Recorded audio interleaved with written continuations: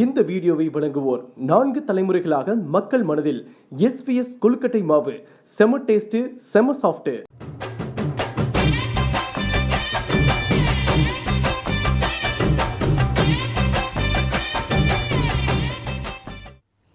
வணக்கம். ஊரும் பேரும் என்கின்ற இந்த செய்திகளுக்கு பெரும் வரவேற்பு இருக்கிறது நம்முடைய யூடியூப் சேனல். அவரவர் ஊரை பற்றி அவரவர் தெரிந்து கொள்வதற்கு நல்ல சான்றுகள் நமக்கு ஆதாரங்கள் தேவையாக இருக்கின்றன. அவற்றை எடுத்து சொல்லுகிற போது அவர்கள் பெரிதும் மகிழ்கிறார்கள். அப்படியா, எங்கள் ஊருக்கு இந்த பெயரா, இப்படி வந்ததா, எந்த ஆதாரத்தில் சொல்கிறீர்கள் என்று சிலர் கேட்கிறார்கள். இலக்கியங்களில் சொல்லப்பட்ட, கல்வெட்டுகளில் கூறப்பட்ட, செப்பேடுகளில் பதிவு செய்யப்பட்ட செய்திகளையும் ராபி சேதுப்பிள்ளை போன்றவர்கள் எழுதிய ஊரும் பேரும் போன்ற நூல்களையும் வைத்து கொண்டு தான் நாம் இதை பேசுகிறோம். இப்போ மானாமதுரை அப்படின்னு ஒரு ஊர் இருக்குது. அதாவது மதுரையிலிருந்து ராமேஸ்வரம் செல்கின்ற வழியிலே திருப்பூவனம், திருப்பாச்சேத்தி, அடுத்து மானாமதுரை. இந்த மானாமதுரைக்கு என்ன சிறப்பு அப்படின்னு கேட்டால், அது என்ன மானாமதுரை? இன்சியலா அது, அதாவது முன்னெழுத்தா? யா ஒத்த கடை, யானைமலை ஒத்த கடை, டி கல்லுப்பட்டி, தேவன்குறிச்சி மலை கல்லுப்பட்டி, ஆ புதூர், கோ புதூர், கோசாலாபாளையம் புதூர், இப்படி புதுப்பட்டி, அலங்காநல்லூர் புதுப்பட்டி, ஆ புதுப்பட்டி, இந்த முன்னாடி இருக்கிற அந்த சொல்ல வச்சு சொல்கிறது. அது மாதிரி இது மானாமதுரை என்பது முன்னெழுத்தா? இல்லைங்க. இது உண்மையிலேயே இதுக்கு என்ன பேர்னு கேட்டால், வானவன் மாமதுரை என்பது தான் கல்வெட்டுகளில் சொல்லப்படுற பேர். வானவன்கள் தான் யார்? இப்போ நல்லா நினைவு வச்சுக்கிறோம். வானவர் என்றால் தேவர்கள், வாணன் என்றால் வானர்குல மரபினர். 2000 ஆண்டு கால வானர்குல வரலாற்றை ஆய்ந்து பார்க்கிற போது ஆச்சரியமாக இருக்கிறது. சேர சோழ பாண்டியர்கள் காலத்திலிருந்து அவர்களுடைய பெயர் வழங்கப்பட்டு வந்திருக்கிறது. வானவர்களுடைய வரலாற்றை பற்றிய நம்முடைய தொல்லியல் துறை அறிஞர் வேதாசலம் அவர்கள் ஆய்வு செய்திருக்கிறார்கள். சரி, இந்த வானர் குலத்தைச் சேர்ந்தவர்கள் யார்? இவர்கள் சிற்றரசர்கள்.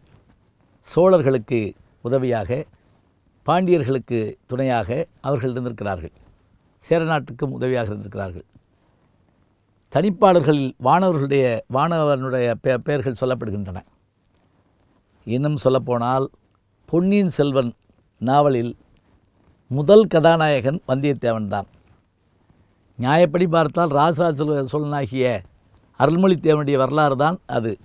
ஆனாலும் அருள்மொழித்தேவனை காட்டிலும் வந்தியத்தேவனுக்கே முதலிடம் கொடுத்திருப்பார் கல்கி அவர்கள்.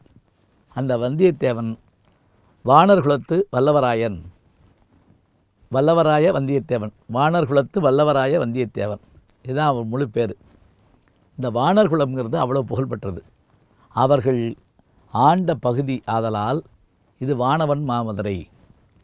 இவர்கள் படை வீரர்களாக, தளபதிகளாக, சிற்றரசர்களாக இருந்ததோடு பெரும் கொடையாளிகளாக இருந்திருக்கிறார்கள்.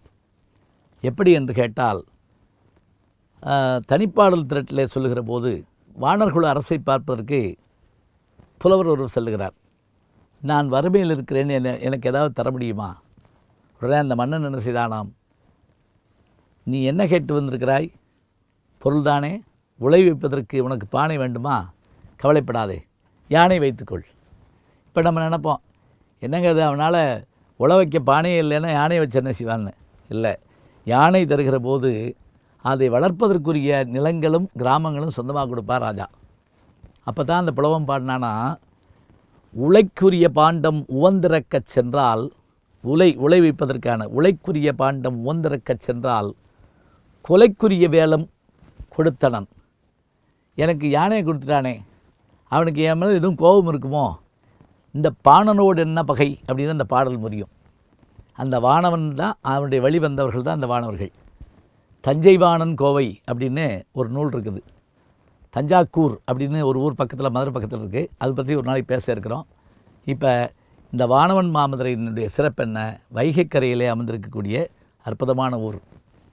அந்த ராமேஸ்வரம் செல்லுகின்ற நெடுஞ்சாலை அந்த ஊரை கடந்து தான் செல்லும்.